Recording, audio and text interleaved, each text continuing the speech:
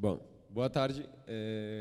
Eu quero agradecer primeiro ao comitê pela oportunidade e agradecer também a vocês pela assistência, tá?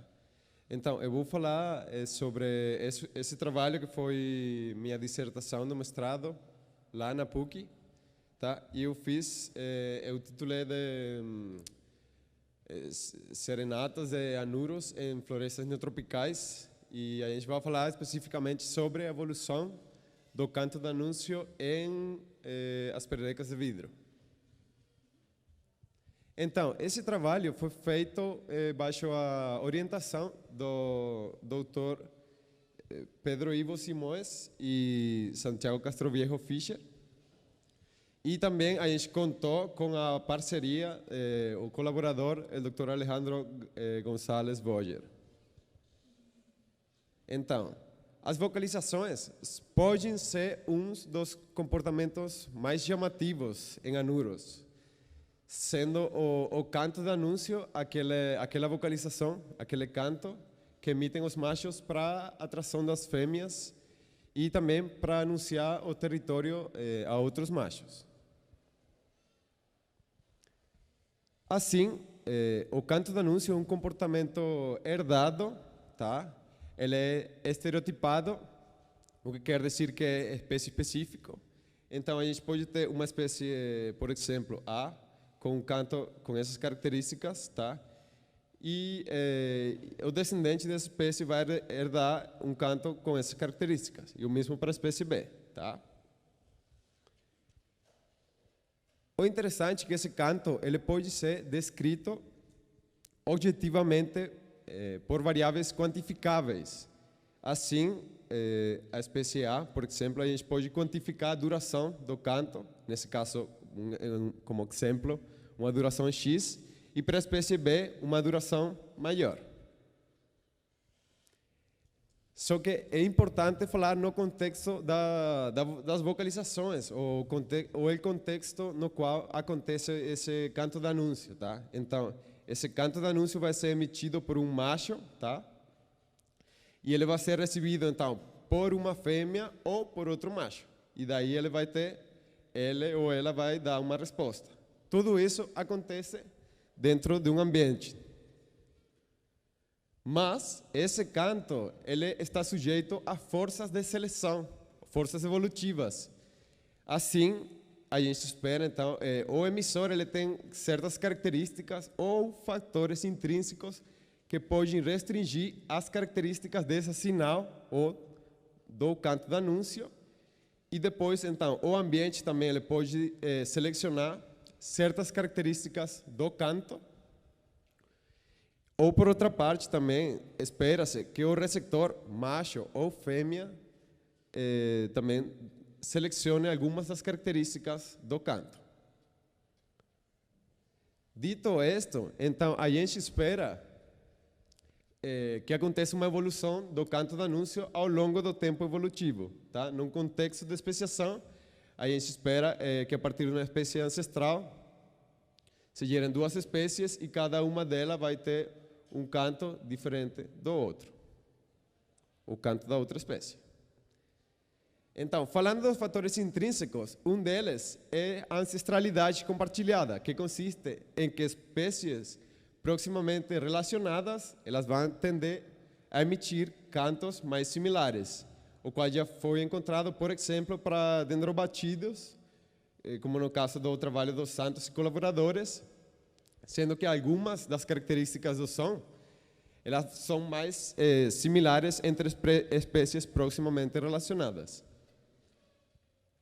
Por outra parte, o comprimento do corpo é outro dos fatores intrínsecos, sendo que aquelas espécies maiores, elas vão ter órgãos oscilatórios ou laríngeos maiores que vão produzir cantos em frequências mais baixas, o qual está representado nesse gráfico aqui. Tá? A gente espera uma correlação inversa entre o comprimento do corpo e a frequência de pico ou a frequência dominante do canto.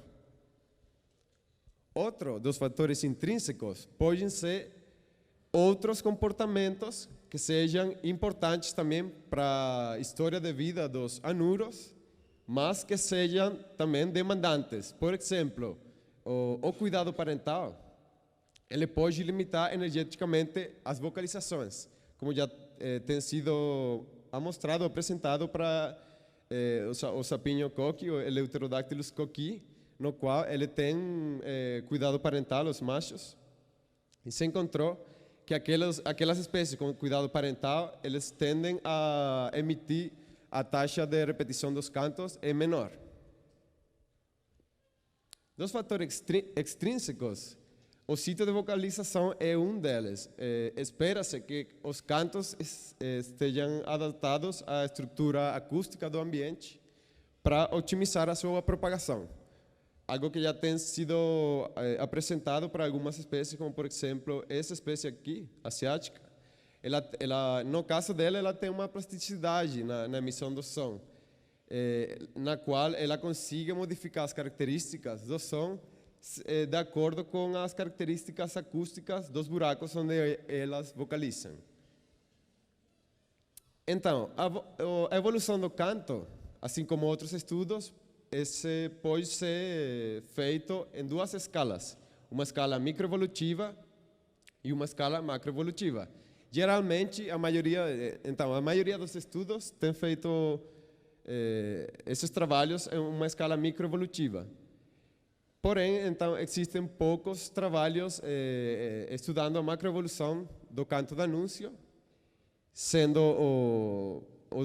o de Santos e colaboradores para dendrobatidos e de Gould e colaboradores para ranídeos. Então, os estudos macroevolutivos do canto tentam responder quais são os padrões de variação dos cantos de anúncio dos anuros ao longo da sua história evolutiva.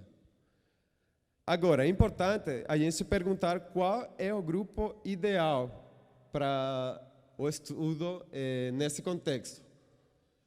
Um grupo diverso que apresente mais de 40 espécies, um grupo que tenha uma filogenia que esteja bem resolvida ou que esteja bem estudada, um grupo que tenha uma boa representação das gravações dos cantos de anúncio, mas também é importante que os cantos de anúncio sejam simples, o que quer dizer cantos de anúncio que sejam pouco complexos ou pouco plásticos. E a variação nas características candidatas, ou seja, nas características do canto, entre espécies. As pererecas de vidro, então, elas, além de ser um grupo de anuros bem carismáticos, bem interessantes, eles podem ser considerados como um grupo ideal para o estudo da evolução do canto de anúncio. Elas são um grupo monofilético, são uma família de anuros neotropicais. Atualmente se reconhecem 155 espécies que estão agrupadas em 12 gêneros, tá? Distribuem-se desde Centro-América até a Mata Atlântica, né? Só que eles têm uma distribuição, vamos falar, vicariante, distribuem-se em florestas úmidas e elas estão associadas a ambientes lóticos ou ambientes torrentosos. Essas pererecas ou esses anuros, eles são bem interessantes do ponto de vista do comportamento reprodutivo, são animais que habitam, o ciclo de vida acontece em folhas, tá? Os machos vocalizam em cima ou embaixo das folhas, o amplexo acontece sobre as folhas, oviposição, eles têm cuidado parental, tá? Os embriões se desenvolvem ali e depois os girinos caem sobre os riachos.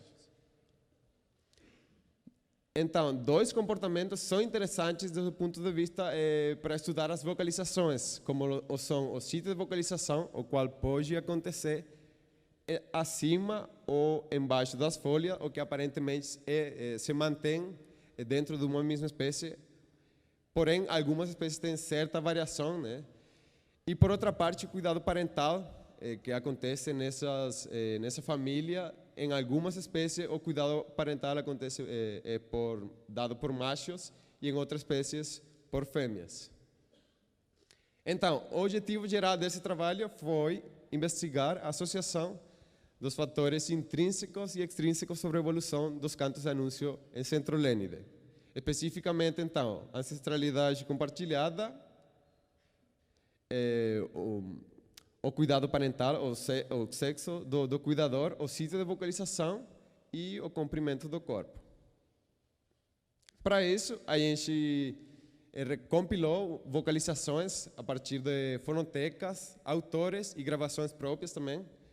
A gente conseguiu pegar 832 vocalizações para 72 das espécies da família. 5 das espécies foram a partir de dados da literatura, da bibliografia, tá? O que representa 46% da diversidade, e a gente conseguiu ter representantes de todos os gêneros e regiões da distribuição. Então, não vou detalhar aqui as variáveis, mas as variáveis resposta foram as variáveis acústicas. A gente mediu a frequência dominante, a largura de banda da frequência, a duração do canto. Tudo isso foi feito no Raven, tá? Utilizando espectrogramas, espectros de poder e oscilogramas. Então, essas foram variáveis contínuas, e como variáveis discretas, a gente determinou o número de notas e a estrutura do canto, que a gente definiu como um canto pulsado, que nem esse que vocês veem aqui, tem pulso, ou um canto tonal, como este daqui. Então, como variáveis explanatórias, a gente usou a filogenia, que especificamente, no caso, foi um cronograma do trabalho do Dele e colaboradores, tá? E a gente também pegou dados, então, do sexo do cuidador, desse mesmo trabalho dele e colaboradores, o comprimento do corpo, da bibliografia e dados originais, e sítio de vocalização também, da bibliografia e dados originais. Então, para isso, depois, com esses dados, a gente utilizou métodos filogenéticos comparados, que assim, em geral, esses métodos, eles consideram que as espécies não são variáveis independentes, considerando, então, a proximidade filogenética como a qual pode influenciar a distribuição, a variação dos caracteres. A gente usou esses pacotes do R, que estão aqui, e vou aí, então, apresentando as hipóteses, os métodos que a gente foi usando, tá? Então, a primeira hipótese sobre a ancestralidade compartilhada considera, então, que as espécies filogeneticamente mais próximas, como esse aqui, eles vão apresentar cantos mais parecidos, tá? Como esse exemplo aqui. Para isso, então, a gente estimou o sinal filogenética usando o parâmetro lambda para variáveis contínuas e o parâmetro D para variáveis discretas, sendo que para lambda um valor igual a 0 indica que não tem sinal filogenético, e para lambda igual a 1 que tem sinal filogenético. E para D, o contrário, quando está em 1 não tem sinal, e quando é 0 tem sinal filogenético. Então, a gente encontrou, para as variáveis acústicas, a maioria tem sinal filogenética, tá? Então, indicando que espécies proximamente relacionadas têm cantos mais parecidos, e que as variáveis acústicas também, como vocês podem ver aqui, elas apresentam diferente intensidade da sinal filogenética entre elas, indicando que cada uma dessas variáveis tem um padrão de evolução diferente. Dessas variáveis, só a duração do canto foi a única que não obteve sinal filogenética, sugerindo que, então, essa variável, a duração do canto, talvez foi submetida a uma forte seleção evolutiva, como pode ser uma seleção sexual pelas fêmeas ou por depredação também. Por exemplo, tem evidência que em Ilanobatrachium fleishmani, essa espécie tem depredação por morcegos do gênero Trachops, em Centro-América. O que isso indica que, então, pode ter evidência, né, de depredação por morcegos, só que fica fazer experimentos para testar se a duração do canto pode mudar de acordo com essa ideia, né, de depredação. A segunda hipótese sobre evolução correlacionada do tamanho e a frequência do canto. Para isso, a gente fez um análise de mínimos quadrados filogenéticos para testar, então, a correlação entre o comprimento do corpo e a frequência dominante, e a gente achou uma correlação significativa. Só que essa correlação, o R quadrado, o coeficiente, é baixo comparado aos coeficientes encontrados para outros estudos. possivelmente indicando, então, uma restrição na frequência dominante, que pode ser uma adaptação à interferência de mascaramento devido ao ruído do fundo dos ambientes lógicos, que são aqueles ambientes onde essas espécies habitam.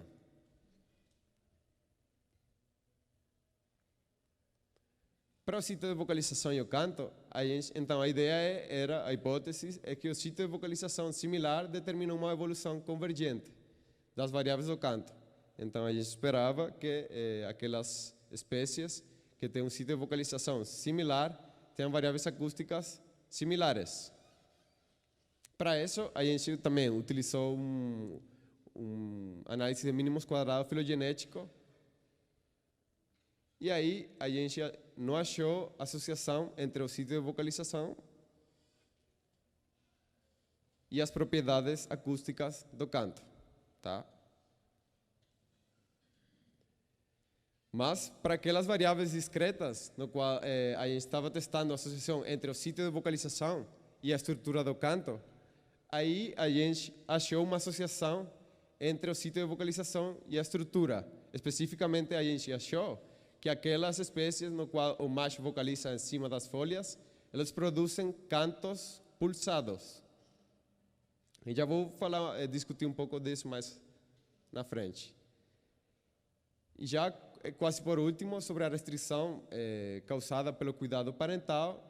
Então, a nossa ideia era que o cuidado parental pode limitar sons que sejam energeticamente mais demandantes, sendo que, então, aquelas espécies onde o cuidado parental seja dado pelo macho, eles vão ter variáveis acústicas, cantos mais parecidos, e aquelas espécies onde o cuidado seja dado pelas fêmeas, vão ter cantos mais parecidos.